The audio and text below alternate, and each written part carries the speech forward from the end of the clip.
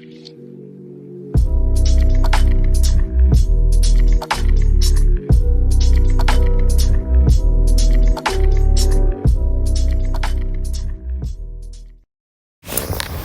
and Liz have officially broken up, and it seems like for once in his life, Ed has decided to tell the truth about why he decided to break up with Liz. I think this is the best thing that could have ever happened to Liz. It's like a blessing. It's a blessing. You know, I also heard that she's now dating some nice, tall hunk now, that she has moved back to San Diego, which is a blessing, which we will get into in a later video. She got her old job back. I hope so. But I think this was the best thing. Ed was a cancer in her life. Yes. Like, just look at the way she is sitting down. Like, shoulders all slumped over, looking disheveled, looking like a shell of herself. Like, this man had brought her so low. And I'm sure and you know, I'm just happy that it's over. As painful as it may be when you first go through a breakup, you never know it when you're going through the pain.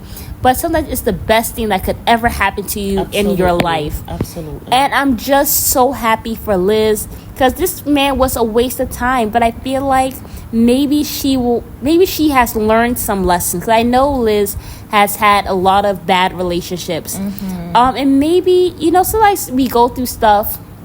Sometimes God allows stuff to happen so that we can learn lessons. You know, I feel like there are no regrets. There are just lessons in life. And everything happens the way it's supposed to happen. And maybe all the things that she has learned from Ed and the way that he has mistreated her, maybe she'll be able to take this into a new relationship and be able to have her standards, know what she wants, know what she doesn't want, and be able to tell the telltale signs, red flags when it comes to men. Absolutely. Because she didn't have it easy in her relationship before, but maybe this is what she had to go through in order to be able to be in a healthy relationship. And he always gaslighting her. Stay gaslighting her. Always like putting her down with her other relationships, always accusing her. He always had her on edge. So that she couldn't even really try to like keep him accountable. It was just all this game playing with him, and in his big age, like he's just toxic scum. Of the I earth. just want to say, just scum. He's just scum. But now you see him better. And I think she has better. And you see, was it Ed there with a new toupee trying to look younger? As he talked about Liz and her new man saying, oh yeah, he's a hunk. I cannot wait to watch the full interview, because it was like 12 minutes on ET. So I'm going to watch that. Then we're going to have a more thorough review. Because I don't want to do a half-ass review. I'm so happy she's found someone else. I know. Got this man wearing a toupee, honey. This is what I love. You know what I love about American women? I adore this. They don't waste time. When this relationship is over, okay, no matter how sad it is, they go on to the next relationship. I wish I am like that. Listen, if I was like that by now, probably I would have have a new stepdaddy. I would have had quite a bit.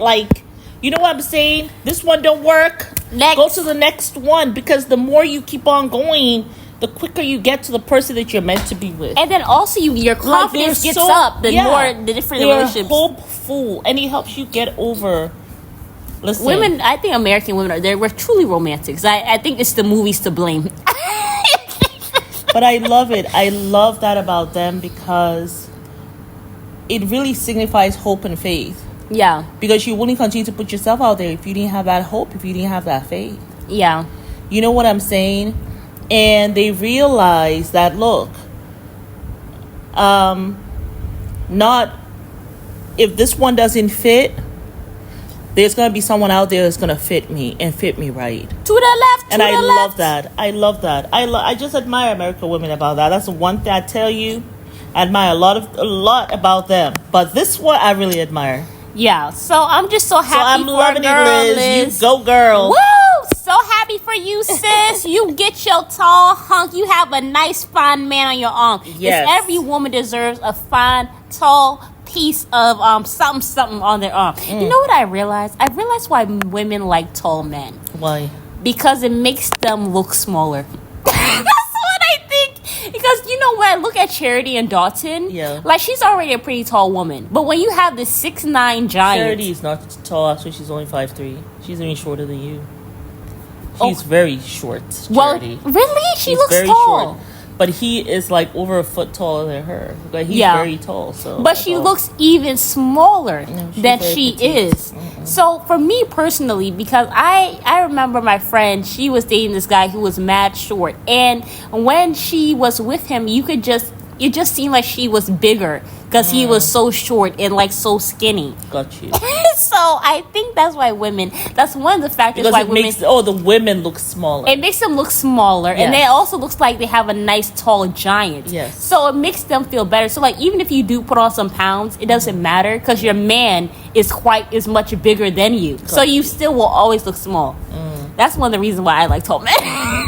Because I'm like 5'6", I'm big boned. You know, for me, it's never been about height. It's never been about the height for some reason. It's never been about height. It also has never been about looks. For me, it's the person. I remember I was in love with this guy. His name was David. I can't remember his last name. This guy I think I was a head taller than him. He might have been 4 feet something. Let me just say he was 5 foot. Oh my God. But he was very buff. For his 5 foot self. You know, they're always buff, the short Nope, not necessarily. Some of them were very slim. But he was just the kindest, such a gentleman, and had a cute face with dimples. And he was just kind. He's kind. He was a senior, I was a freshman. But oh my goodness, I had it so bad for him. I had it so bad for David. And I remember this friend of mine was just like, what in the hell? Wind blew your way that said David. Like, she just found it funniest thing because she was also like, I'm 5'6", she was maybe 5'7", 5'8", so she was also a tall person, but it was just like David. But he was the sweetest person. He really was, and everybody really loved him, you know, because he was just very kind. That moves me, and that has always moved me more than anything else. Yeah, for sure. Even when I was younger, it's just that has always moved me.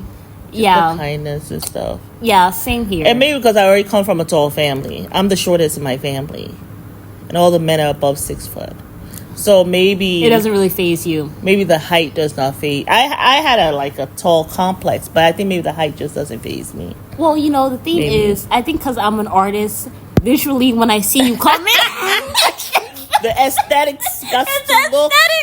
I know, because you always say the aesthetics. I mean, like about anything, not just people, just everything. Exactly. Yeah. So I mean, obviously, the first thing I'm going to see is the aesthetics, and I'm going to be like, oh, okay, is this person attracted to me? Right. But if they have a great personality, they're a man of God, and they have their kindness, that's awesome. But I'm not going to be icing on the cake. Yeah, like I'm not going to be interested in. You're not going to be with an asshole who's tall and an asshole. Like no, like hell no.